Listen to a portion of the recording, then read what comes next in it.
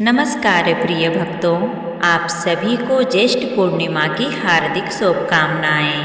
आज आप सुनिए ज्येष्ठ पूर्णिमा की व्रत कथा। ज्येष्ठ पूर्णिमा व्रत पर भगवान विष्णु माँ लक्ष्मी के साथ चंद्रदेव की पूजा करना शुभ माना जाता है। इसके साथ ही मंत्र चालीसा आदि का पाठ करने के साथ इस व्रत कथा का पाठ अवश्य करना चाहिए। इस व्रत कथा के बारे में स्वयं श्री कृष्ण ने अपनी माँ यशोदा को बताया था। इसके साथ ही इस व्रत कथा को करने के लाभ के बारे में भी विस्तार से बताया था। प्रिय भक्तों, इस कथा को सुनने से पहले आप अपने मन को शांत रखिए और भगवान का ध्यान करते हुए जय श्री कृष्ण बोलिए। अब इस कथा को सुनिए। द्वापर युग में एक बार यशोदा माता ने अपने प्रिय श्री कृष्ण से कहा कि हे कृष्ण, तुम सारे संसार के उत्पन्न करता, पोषण तथा उसके संहार करता हो। आज कोई ऐसा व्रत मुझसे कहो जिसके करने से मृत्यु लोक में स्त्रियों को विधवा होने का भय न रहे तथा यह व्रत सभी मनुष्यों की मनोकामना पूर्ण करने वाला हो। श्री कृष्ण कहने लगे, हे माता, तुमने अति सुंदर प्रश्न किया है। हे माता, अब मेरे कहे गए बातों को आप ध्यान पूर्वक सुनो। सौभाग्य की प्राप्ति के लिए स्त्रियों को 32 पूर्णिमाओं का व्रत करना चाहिए। इस व्रत को करने से स्त्रियों को सौभाग्य संपत्ति मिलती है। यह व्रत अचल सौभाग्य को देने वाला और भगवान शंकर के प्रति मनुष्य मात्र की भक्ति को बढ़ाने वाला है। यशोदा जी कहने लगी, हे कृष्ण, सर्वप्रथम इस व्रत को मृत्यु लोक में किसने किया था? इसके विषय में विस्तार पूर्वक मुझसे कहो। तब श्री कृष्ण जी कहने लगे कि इस भूमंडल पर एक अत्यंत प्रसिद्ध राजा चंद्रहास से पालित अनेक प्रकार के रत्नों से परिपूर्ण कातिका नाम की एक नगरी थी। वहाँ धनेश्वर नाम का एक ब्राह्मण था और इसकी स्त्री अति सुशील रूपवती थी। दोनों ही उस नगरी में बड़े प्रेम के साथ रहते थे। घर में धन धान्य आदि की कोई कमी नहीं थी, लेकिन उनको एक बड़ा दुख था। उनके कोई संतान नहीं थी, जिस वजह से वह बहुत दुखी रहते थे। एक दिन एक बड़ा तपस्वी योगी उस नगरी में आया। वह योगी बाकी सभी घरों से भिक्षा मांगकर भोजन किया करता था, लेकिन उस ब्राह्मण के घर से कभी भी भिक्षा नहीं मांगता था। एक दिन योगी गंगा किनारे भिक्षा मांगकर प्रेम पूर्वक खा रहा था कि धनेश्वर ने योगी को यह सब करते देख लिया।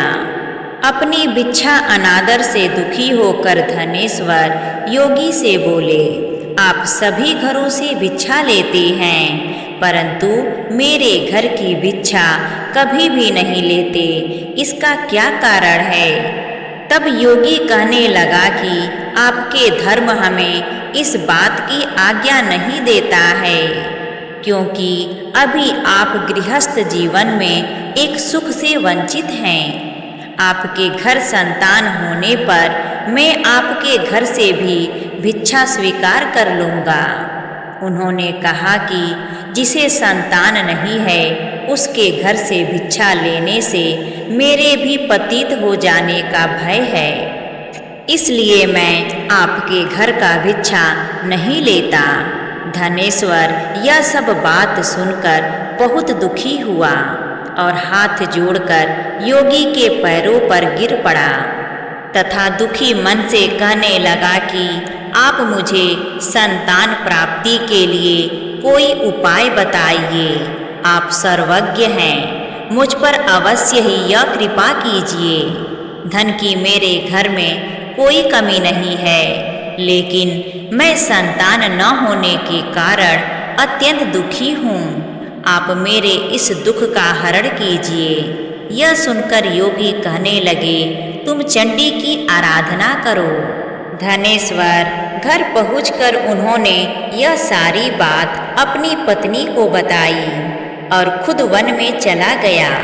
वन में पहुंचकर उसने चंडी की आराधना की और उपवास किया।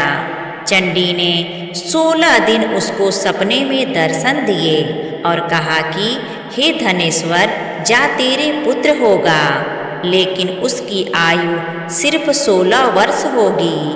16 वर्ष की आयु में ही उसकी मृत्यु हो जाएगी। अगर तुम दोनों स्त्री पुरुष 32 पूर्णिमाओं का व्रत करोगे तो यह दीर्घ आयु हो जाएगा।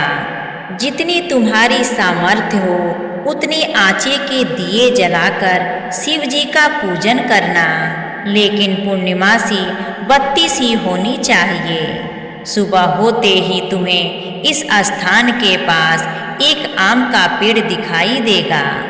उस पेड़ पर चढ़कर एक फल तोड़कर अपने घर को चले जाना और अपनी स्त्री को इस बारे में बताना। सुबह स्नान करने के बाद वह स्वच्छ होकर शंकर जी का ध्यान करके उस फल को खाने को बोलना। तब शंकर भगवान की कृपा से उसको गर्भ हो जाएगा। जब ब्राह्मण सुबह उठा तो उसे उस स्थान पर आम का पेड़ दिखाई दिया और वह उस फल को तोड़ने के लिए पेड़ पर चढ़ रहा था, लेकिन वह पेड़ पर चढ़ नहीं पा रहा था। यह देखकर उसे बड़ी चिंता हुई। उसने भगवान गणेश की उपासना की और कहा, हे दयानिधे, अपने भक्तों के विघ्नों का नाश करके उनके मंगल कार्य को करने वाले, दुष्ट का नाश करने वाले, रिद्धि सिद्धि देने वाले, आप मुझे इतना बल दें कि मैं अपनी मनोकामना पूरी कर सकूं। इसके बाद वह पेड़ से फल तोड़कर अपनी पत्नी के पास पहुंचा। उसकी पत्नी ने अपने पति के कहे अनुसार इस फल को खा लिया और वह गर्भवती हो गई। देवी की कृपा से उसे बहुत सुंदर पुत्र पैदा हुआ। उसका नाम उन्होंने देवी दास रखा। माता पिता के हर्ष और शोक के साथ वह बालक बढ़ने लगा। भगवान की कृपा से बालक बहुत ही सुंदर था, सुशील और पढ़ाई लिखाई में भी बहुत ही निपुण था। दुर्गा जी के कथा अनुसार उसकी माता से 32 पूर्णिमासी का व्रत रखा। जैसे ही 16वां वर्ष लगा, दोनों पति पत्नी बहुत दुखी हुए, कहीं उनके पुत्र की मृत्यु न हो जाए। उन्होंने सोचा कि अगर उनके सामने यह सब हुआ तो वह कैसे देख पाएगा। तभी उन्होंने देवी दास के मामा को बुलाया और 1 वर्ष के लिए देवी दास को काशी में पढ़ने के लिए भेज दिया और बोला, 1 वर्ष के बाद उसे वापस लेकर आ जाना। देवी दास अपने माता के साथ एक घोड़े पर सवार होकर चल दिया। उसके मामा को भी यह बात पता नहीं था कि यह बालक सिर्फ 16 वर्ष तक ही जीवित रहेगा। दोनों पति पत्नी ने 32 पूर्णिमासी का व्रत पूरा किया। दूसरी तरफ मामा और भांजा दोनों रात गुजारने के लिए रास्ते में एक गांव में रुके। उस दिन उस गांव में एक ब्राह्मण की कन्या का विवाह होने वाला था। जिस धर्मशाला में वर और बारात के बाकी लोग रुके हुए थे, उसी धर्मशाला में देवी दास और उसका मामा ठहर गए। उधर कन्या को तेल आदि चढ़ाने के बाद जब लग्न का समय आया तो वर की तबीयत खराब हो गई। वर के पिता ने अपने परिवार वालों से विचार विमर्श करके कहा कि यह देवी दास मेरे पुत्र जैसा ही है, मैं इसके साथ लग्न करा दूं और बाद में बाकी सारे काम मेरे बेटे के साथ पूरे हो जाएंगे। ऐसे कहने के बाद वर के पिता देवी दास को मांगने के लिए उसके मामा के पास गए और उन्हें सारी बात बताई। मामा ने कहा कि कन्यादान में जो कुछ भी मिलेगा वह हमें दे दिया जाए। वर के पिता ने बात स्वीकार कर ली। इसके बाद देवी दास का विवाह उस कन्या के साथ संपन्न हो गया। इसके बाद वह अपनी पत्नी के साथ भोजन न कर सका और मन में विचार करने लगा कि न जाने यह किसकी पत्नी होगी। यह सोचकर उसकी आंखों में आंसू आ गए। तब वधू ने पूछा कि क्या बात है, आप उदास क्यों हैं? तब उसने सारी बातें अपनी पत्नी को बता दी। तब कन्या कहने लगी, यह ब्रह्म विवाद के विपरीत है। आप ही मेरे पति हैं, मैं आपकी ही पत्नी रहूंगी, किसी अन्य की कभी नहीं। तब देवी दास ने कहा, ऐसा मत करिए, क्योंकि मेरी आयु बहुत कम है। मेरे जीवित न रहने पर आपका क्या होगा? लेकिन उसकी पत्नी नहीं मानी और बोली, स्वामी आप भोजन करिए। दोनों रात में सोने के लिए चले गए। सुबह देवी दास ने अपनी पत्नी को 4 नगों से जुड़ी एक अंगूठी दी और एक रुमाल दिया और बोला कि हे प्रिय, इसे लो और संकेत समझकर स्थिर चित्त हो जाओ। मेरे मरण और जीवन जानने के लिए एक पुष्प वाटिका बना लो। उसमें सुगंधी वाली एक नवमल्लिका लगा लो। उसको प्रतिदिन जल से सींचा करना। जिस समय और जिस दिन मेरा प्राणांत होगा उस दिन यह फूल सूख जाएंगे।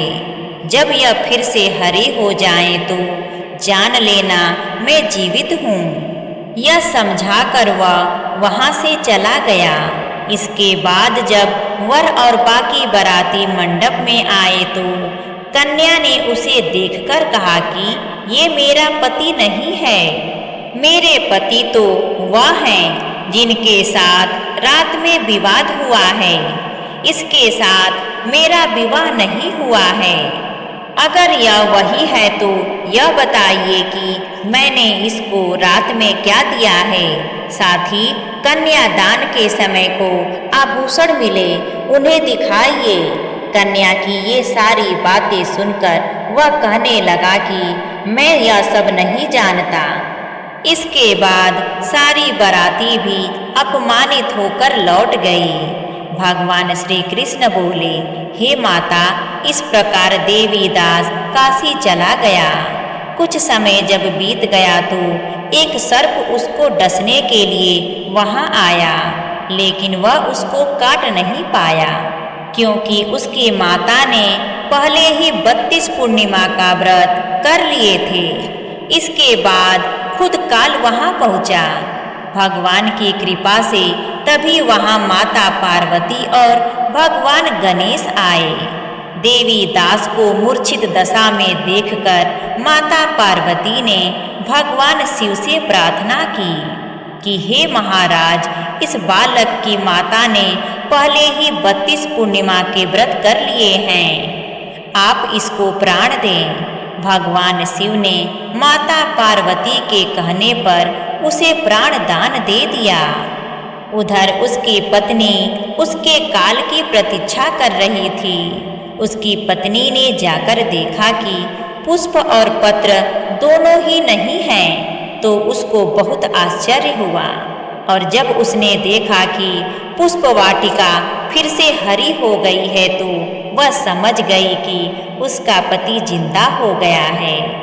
इसके बाद वह बहुत ही प्रसन्न होकर अपने पिता से कहने लगी कि मेरे पति जीवित हैं, उनको ढूंढिए। जब 16वां वर्ष बीत गया तो देवी दास भी अपने मामा के साथ काशी चल दिया।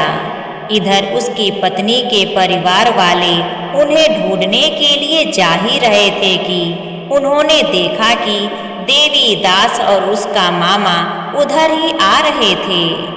उसको देखकर उनके ससुर बहुत प्रसन्न हुए और उसे अपने घर ले आए। वहाँ सभी लोग इकट्ठा हो गए और कन्या ने भी उसे पहचान लिया। देवी दास ने इसके बाद अपनी पत्नी और मामा को लेकर वहाँ से चल दिया। उसके ससुर ने भी उसे बहुत धन दहेज दिया। जब वह अपने घर की तरफ चल रहा था तो उसके माता पिता को लोगों ने खबर कर दी, तुम्हारा पुत्र देवीदास अपनी पत्नी और मामा के साथ आ रहा है। ऐसा समाचार सुनकर पहले तो उन्हें विश्वास ही नहीं हुआ, लेकिन जब देवीदास आया और उसने अपने माता पिता के पैर छुए तो देवीदास के माता पिता ने उनका माथा चूमा और दोनों को अपने सीने से लगा लिया। दोनों की आने की खुशी में धनेश्वर ने बहुत दान दक्षिणा ब्राह्मणों को दी। श्री कृष्ण जी कहने लगे कि इस तरह धनेश्वर को 32 पूर्णिमा को व्रत के प्रभाव से संतान प्राप्ति हुई। श्री कृष्ण अपने माता से कहने लगे कि हे माता, जो स्त्रियां इस व्रत को करती हैं वह जन्म जन्मांतरों तक दुख नहीं भोगती हैं और सदैव सौभाग्यवती रहती हैं। यह मेरा वचन है। यह व्रत संतान देने वाला और सभी मनोकामनाओं को पूरा करने वाला है। प्रिय भक्तों, यहाँ पर पूर्णिमा व्रत की कथा समाप्त होती है। अगर आपको यह कथा अच्छी लगी हो तो प्लीज़ कमेंट करके हमें ज़रूर बताइए और हमारे चैनल आरवी नई कहानियाँ को सब्सक्राइब करना ना भूलिए। प्रेम से बोलिए श्री कृष्ण भगवान की जय।